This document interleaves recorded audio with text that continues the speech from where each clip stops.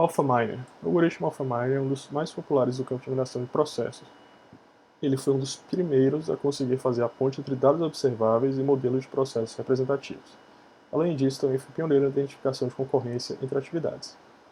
O funcionamento dele é baseado nas atividades e nos registros temporais de quando elas aconteceram. Todas as outras informações são ignoradas. Ou seja, para funcionar, o AlphaMiner só precisa saber informações das atividades, no caso, o nome da atividade, por exemplo, e o registro temporal de quando ela aconteceu, para que possa ser feito um ordenamento entre o fluxo de ocorrência dessas atividades. Então, passando para a seção de algoritmo, vamos dar um passo a passo de como poderia ser implementado um algoritmo de AlphaMiner. O primeiro passo consiste na criação de 3 conjuntos. O conjunto TW, que é o conjunto de todas as atividades que ocorreram em pelo menos um trace, TI, de todas as atividades que ocorreram no começo de um trace, TO, de todas as atividades que ocorreram no fim de um trace. Depois são identificados os ordenamentos entre as atividades, podendo ser construída uma matriz conhecida como Footprint Matrix, que vai guardar informação, né, de como acontece esse ordenamento. E esse ordenamento ele pode acontecer com base em 4 operadores.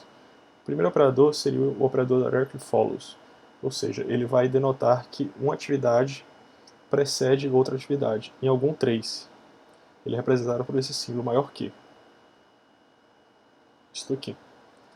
O segundo operador é o operador sequencial, que ele vai denotar que um evento precede o outro, mas esse segundo evento nunca vai preceder o primeiro.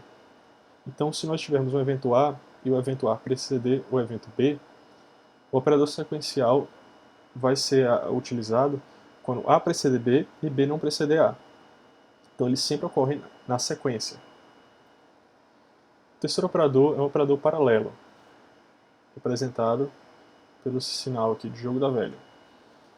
E é utilizado para o caso em que A não preceder B e B não preceder A. Ou seja, eles sempre vão ocorrer em paralelo. Não existe um fluxo passando por um e indo para o outro, nem o inverso. E o quarto operador é o operador que denota nenhum relacionamento entre as atividades. Que no caso seria se A preceder B e B não preceder A.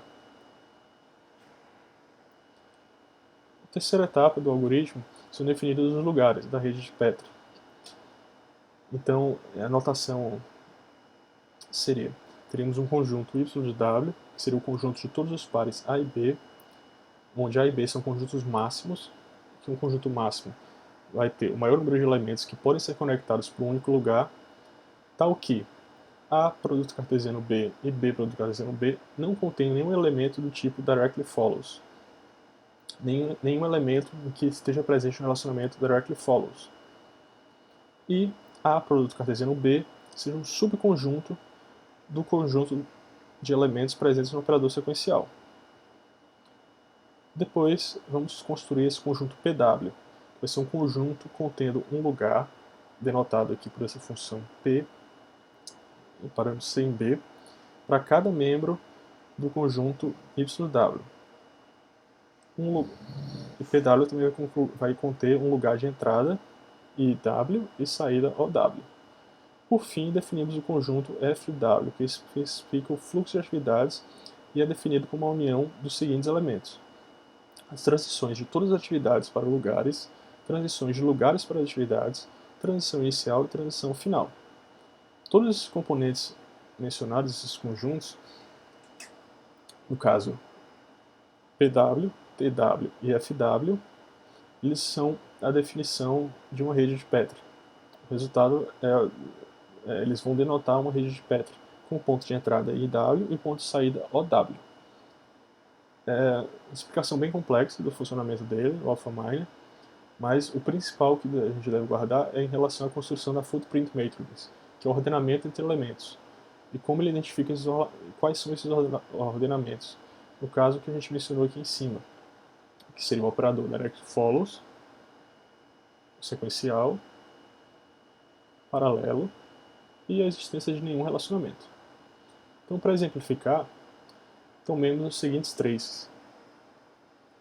Bem como no exemplo do DFG, a gente vai utilizar esses traces de exemplo, e aqui vamos ter um trace a mais. Então a geração da footprint matrix a partir das atividades vai nos dar essa seguinte matriz. E como interpretar ela?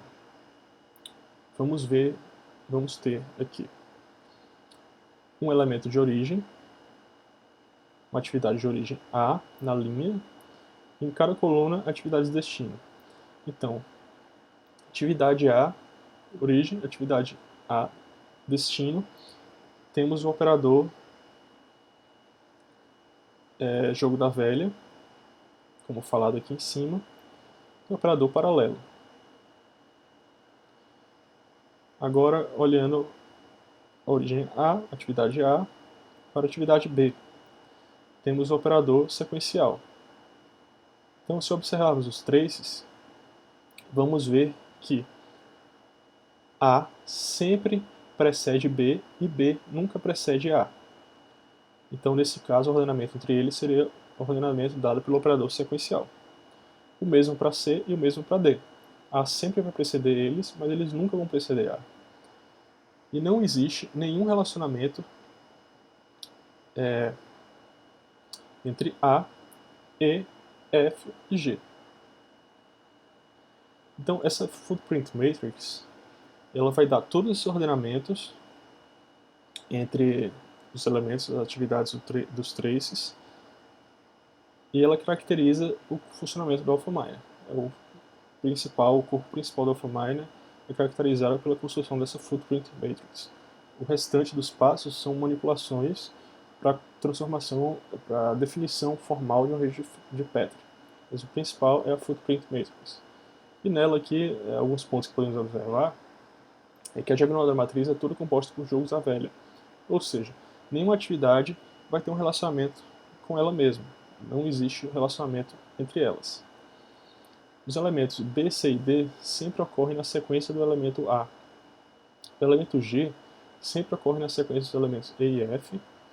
E os elementos B, C e D podem ocorrer em paralelo, como visto nos traces. Então, aí, sendo definida a matriz, os processos seguintes são manipulações para conversão em rede de Petri. A aplicação do Alpha-Miner. O algoritmo pode ser aplicado através do método Alpha-Miner.apply. Basta passar o objeto event_log como um parâmetro, como pode ser visto a seguir. Temos aqui a invocação do método Alpha-Miner.apply, é passar o event_log para ele, e são retornados três objetos: a rede de Petri, a apresentação da rede de Petri, a marcação inicial e a marcação final. Feito isso, o próximo passo seria a visualização da rede de Petri. Para isso, a gente vai utilizar o método PNVisualizer.apply, como mencionado aqui, e para a geração da rede, ele, e para a visualização o PNVisualizer.view. Estão contemplados aqui nesse trecho de código.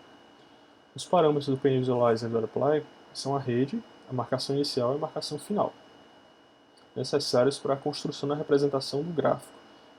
E a função PNVisualizer.view vai pegar essa representação do gráfico e transformar numa figura.